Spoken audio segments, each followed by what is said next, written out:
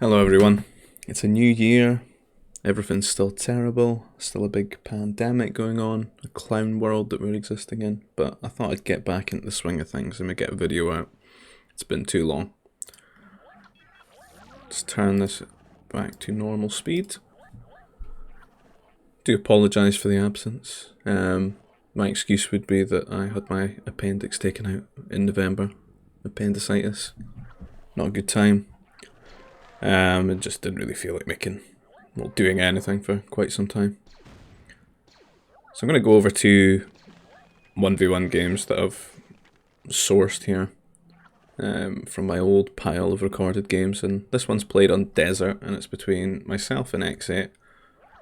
Both quite high up there players at the time, so it should be an interesting showcase of just what to do. Particularly if you were going to challenge one of your friends to 1v1. You can see probably one of the most efficient ways to play. I know that X8 had a very, very set way that he played, particularly 1v1s. And he was pretty efficient with what he would do. So, on this one, I'm going to take the view lock off, just so I can navigate things, and I don't have to listen to that scout jumping around. That annoying Gungan noise. It's a 16 nerf map with some hunt, which, as we all know from previous videos, that's pretty much the most food you're going to get. And it tends to be that we would cut a lot of workers, get to 500 food a lot quicker, faster paced games, gets into the action just a bit quicker, because these basically constitute as workers that we've never had to build. They're just always ticking away, no downtime, giving us food. So both got our 16 nerfs in about the same sort of time. I seem to be on the hunt a lot quicker than X8 here, which means I may have a quick attack time, as he's gone for his carbon processor quicker. But he is throwing 6-7 workers onto there, so maybe he will catch up a little bit.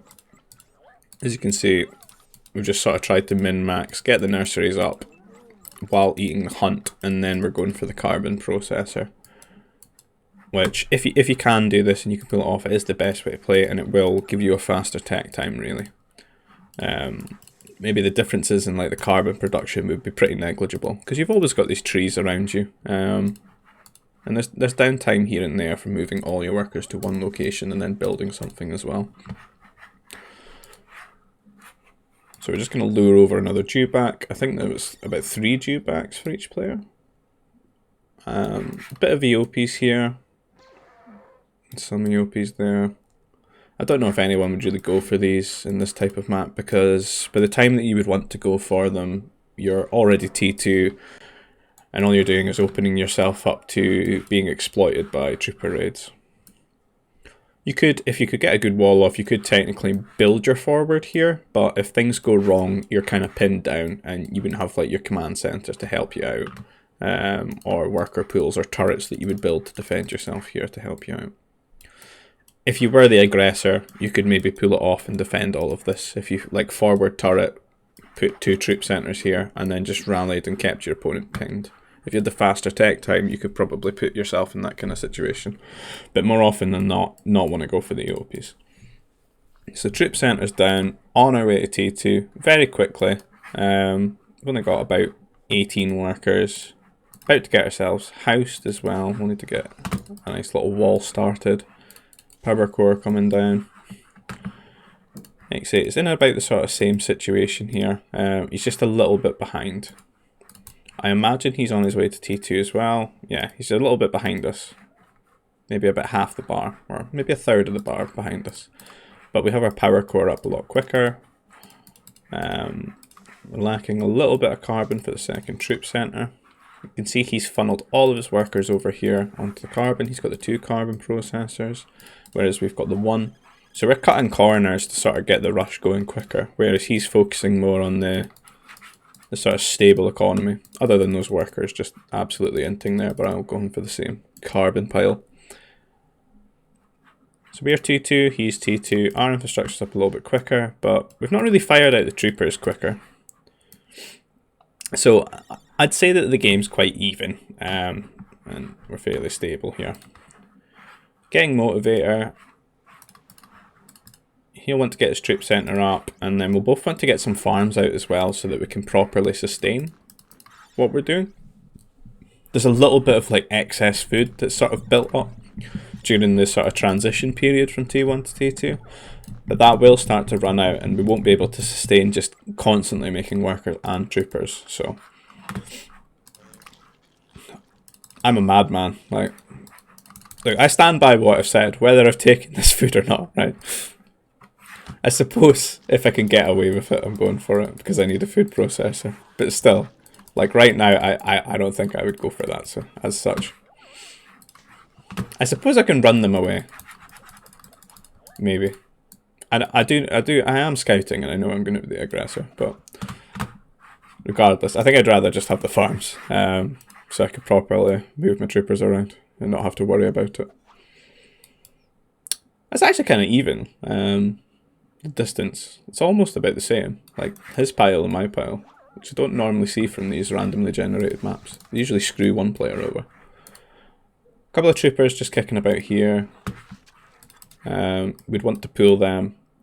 The best way to sort of utilise trooper raids, I think, is just to get little groups together of about 5 to 8 troopers and just sort of throw them around and find little areas to poke, because it's not often that someone can fully wall from the get-go in T2, like make a full wall right round all their carbon and their farms. Poking in at different areas and pulling the defensive troopers from A to B gives you little windows where you can snipe 1 or 2 workers, and that really adds up over time, and it's difficult to deal with. And if you can be the aggressor in that instance, you won't have to worry about that happening to you too much at home as well, just because there's limitations to what you can mechanically handle, and it's very difficult to respond each time. You can see that these guys have just sort of ran into his army here, but we're going to snipe off a farm here, and he's had to garrison workers as well. There's some downtime, so we want to just run these round and keep finding holes that we can poke into his base and damage his economy. He's actually playing very defensive. I haven't seen any counterattack out of him, which isn't punishing us for taking the EOPs. I feel like we may be leaving troops here because we're worried that he is just sneaking an army around. I feel like back then when I played these 1v1s, there were a lot of people that would turtle up with turrets and then just send a big army towards me that I wouldn't know about and try to just outright kill me. So we picked off a worker here, a couple of troopers. So you can kite them there because of the firing arc here, the positioning. Get a decent-ish trade. Overstayed a little bit. Kind of traded 1 for 1 though in the grand scheme of things. And we are making him chase us even further away from his base. He has to garrison more workers here. You see, there's not really much benefit to even just being the defensive player here, just because of the amount of times that you have to garrison workers and such. You're just always going to fall behind. Sniped a couple of farms, killed some workers, and got another bunch of troopers coming. So we've only really invested in 1 turret because he's not being aggressive, but it is there just in case that, you know, this phantom army does walk its way into our carbon line. Because if that did happen, it would be game over really. You would lose too many workers. So we've got another group, sending that over. Just sniping these farms. Every time we snipe these farms, that's 50 carbon being taken away. It is quite impactful. And you got to consider the downtime as well, if they have to rebuild the farm. We've got those idols there. We've got the scout just keeping an eye on things here. He's very much just struggling to deal with this. We've got idols. Like, things are all just a bit messed up for him. He's trying to get a 3rd troop centre because he's fallen behind in troopers here. And I think that's purely just from the sort of economic and attention problems that he's having because he has to keep moving from area to area. He's not getting to play the way that he would want to play. All these different attacks. It's like a lot of people might just take the trade here, but we're sort of being annoying. Running away and just keeping the position. We're on a hill. Try to bait him into fighting us on a hill. A lot of these things aren't intentional, but you've got to imagine there's quite a lot of command lag that happens. I'm sure we've all experienced it. That's usually the reason for a lot of this. These guys are trading so well. Wow.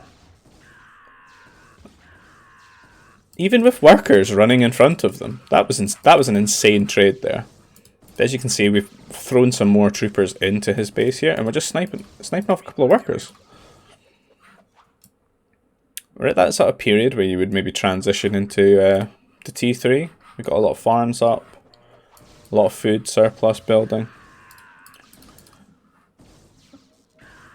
All these idols being created. I feel like this could be quicker. Like, I feel like this should be hitting now. But we will snipe one here.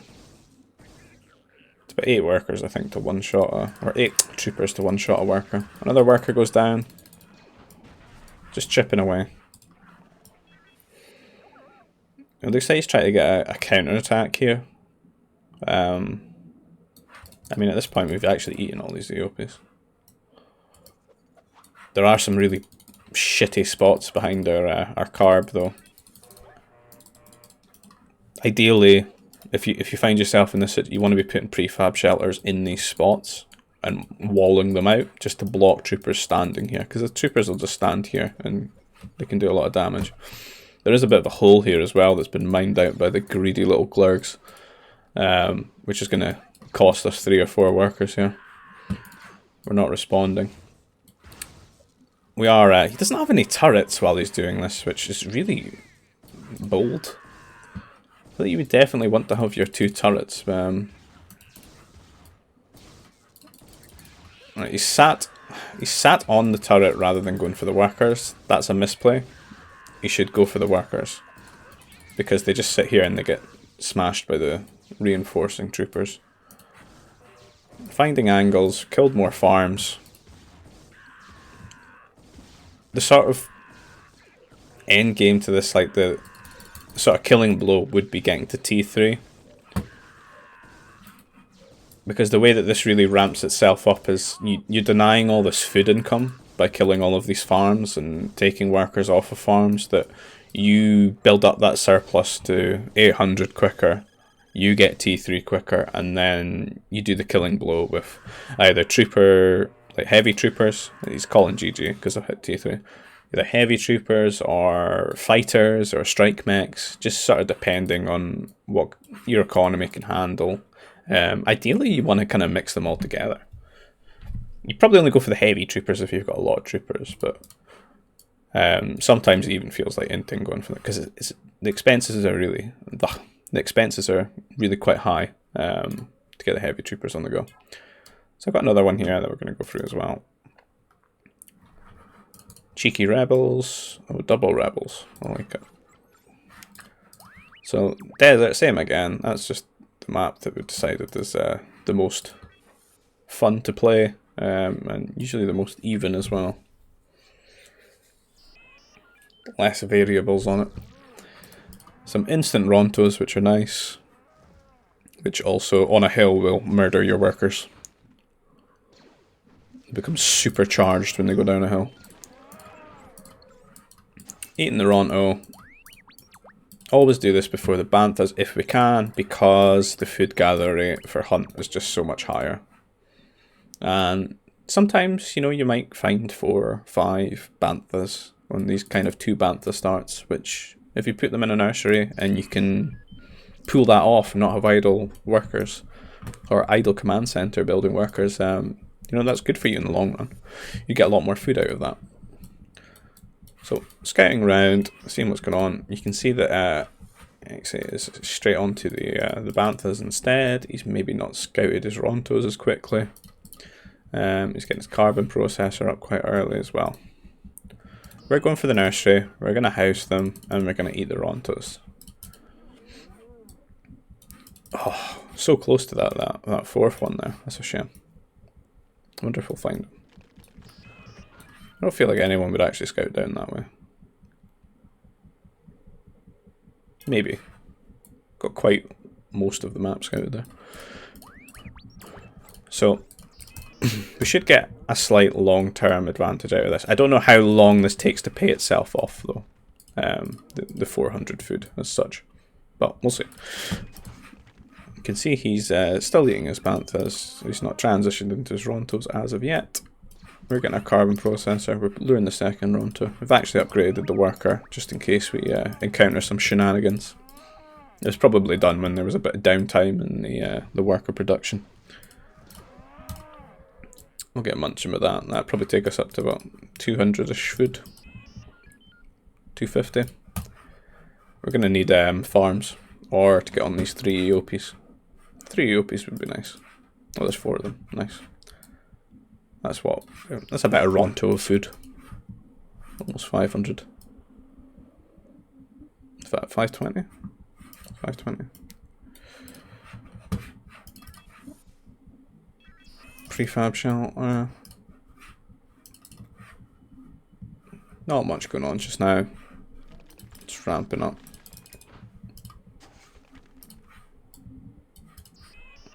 Imagine by the distance here that we would both rush each other.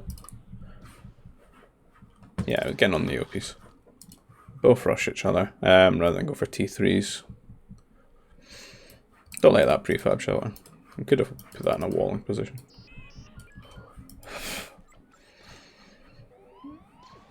I feel like they're the prefab shelters that you shouldn't really think about your first 2, and then you should try to place them in positions where you can wall off easier. Quicker you can wall off without hindering your own production of troopers and buildings and farms that you need, much better.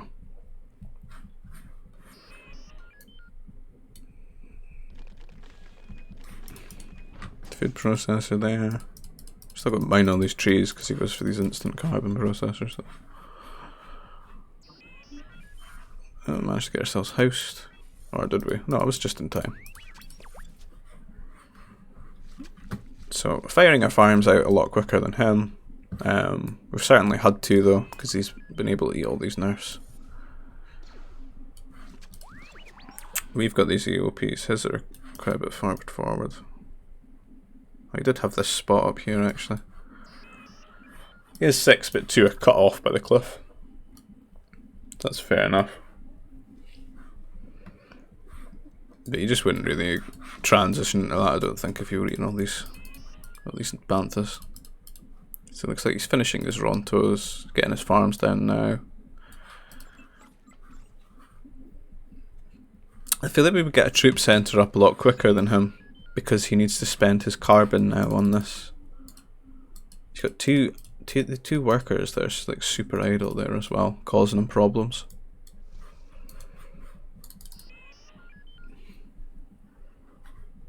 We're about 500 food. Should be looking for T2, troop centre coming down. You always want to grab those opportunities where the EOPs are close to the food processor, because you can't really lure them. They're like 1 or 2 shots to die. But they do have these sort of paths that are built into them where they will wander until you spook them. Get the power core. Good. He's going for a power core before troop centre. Confused. You know what? He's maybe worried about Mounties. Because he's probably scouted me, right? And he's seen that I've got an animal nursery. You know what? I should really be throwing Mounties out here. But I'm not. Because we can totally afford it. And he's built this next to his command centre. Because he's worried that, you know, he gets 2 Mounties on him. So if he'd done it in this position, he wouldn't be able to defend it because he can't fire out the trooper recruits yet. Like if we'd gone Mounties, the first one would definitely have just hit just before that trooper recruit came out. So maybe that's why he's done it that way. Because you don't normally go power core before your troop centres, right?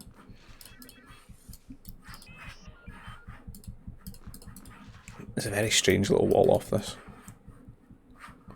Like, why?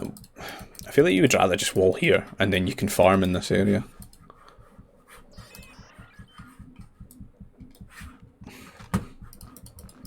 Right. Troopers are being rallied. They're fully upgraded. We're rallying them across the map, looking to be the aggressor here. He's sending his over here to defend this part of his carbon where he's not got the wall. So this area is quite safe with the command center. This area is quite safe because there's no other way into it. So you got to come in this angle, right?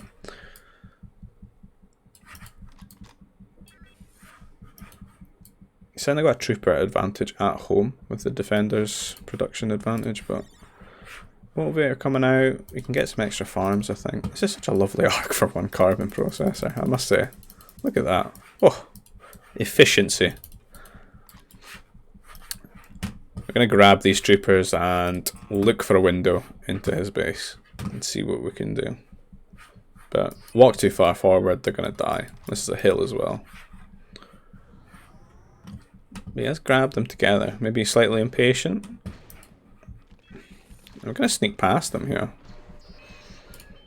We're prodding with these three just to see what's going on here, divert his attention, and then we're throwing these three in. So we're going to get a worker here.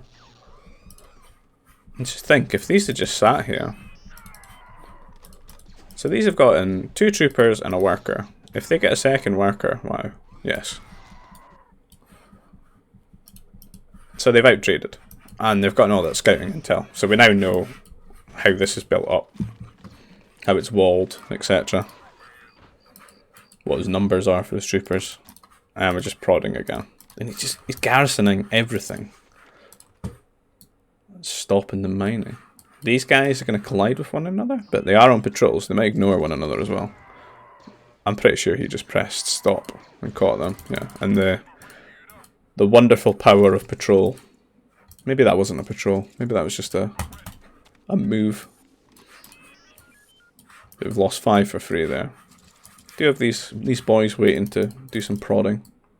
He's sending his forward, but they're going to run into a number twice their size. I wonder if the same thing will happen that happened to me. We'll see. Yep.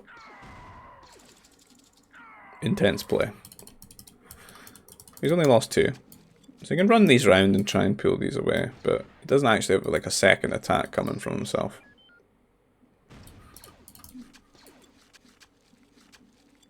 I've got a turret, we've got a bit of a wall here. It's quite a nice carbon, I like this.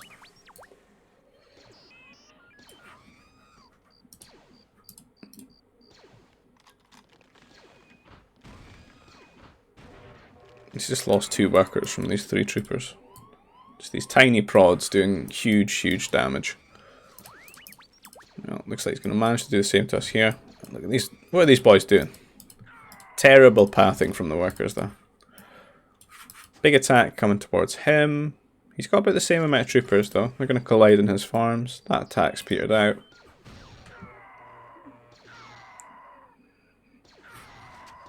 Looks like we were patrolling and then we started just microing. It's quite a good amount of troopers there. They've got a good firing arc. That walking forward was bad though. But they are starting to win this trade. Even with an upgrade disadvantage. You can see that X8's got the +1 attack. Doesn't mean too much though in these small sort of skirmishes. It's only when you've got the really big trooper skirmishes that it makes a difference. I think it's only really armor that mattered so much. They still not walled this, but it's quite an easy wall. If you wall here, you get on the ore and you make a turret.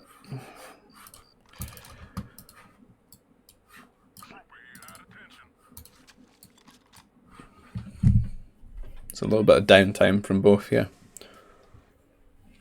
I must say that X8's really not been a very aggressive player.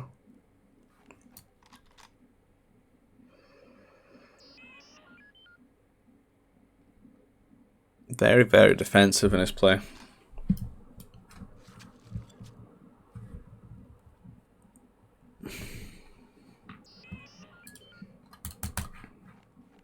These guys have snuck in. Scouts died, but The pathing in this game sometimes. Holy. Alright, 2 workers, get a third one.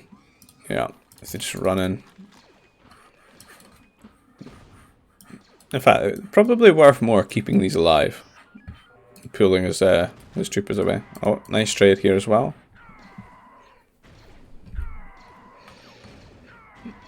Yeah, but it's all about just picking them apart. I shouldn't have done that. I should have kept these here. More pressure. And then just start sniping the farms on this side. Getting a war centre now. We feel wealthy enough. I think we've been wealthy enough for a while, but... Cheeky little carbon spot there. Almost finished that wall. So defensively we look quite good, other than like this area. Like if troopers could run in at this angle, cause problems. But I don't think X8's really got the numbers to throw troopers away, because by the time he sends them out, we'll be attacking him or from 2 sort of angles.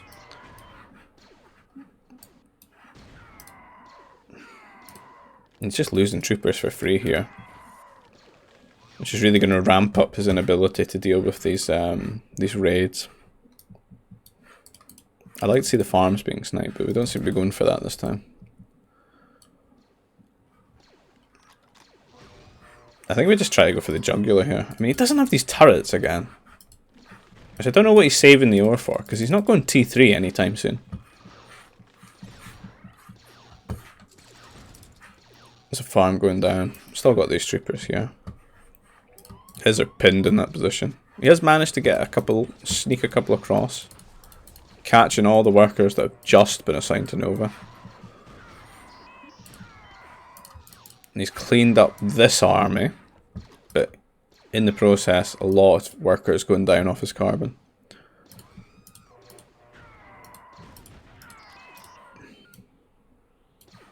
These guys are going to run to their death.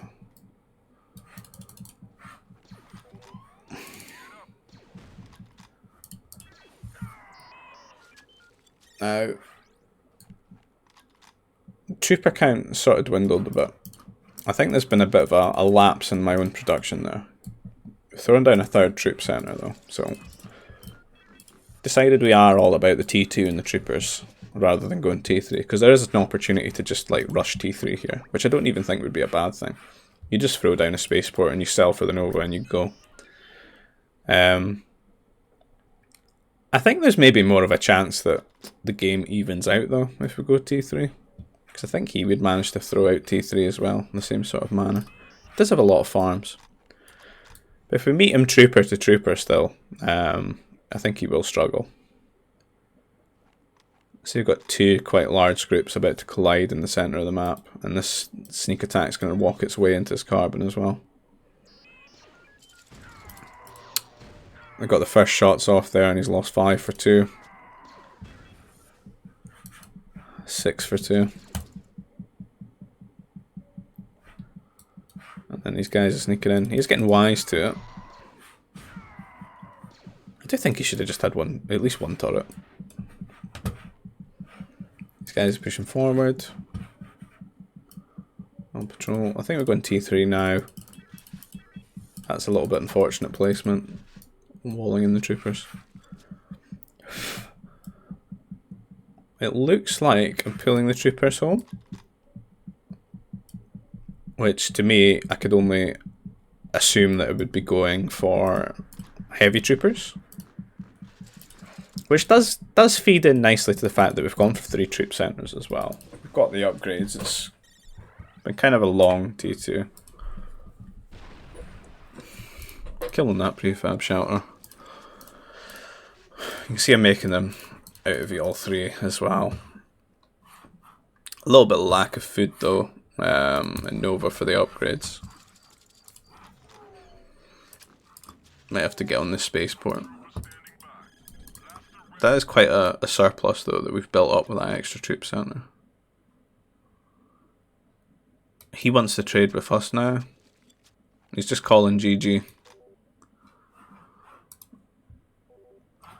Doesn't even want to collide the troopers. Well, that's a bit anticlimactic, but he is pretty doomed. I'd say his problems throughout these 2 games is inviting pressure, and not being set up to deal with it appropriately.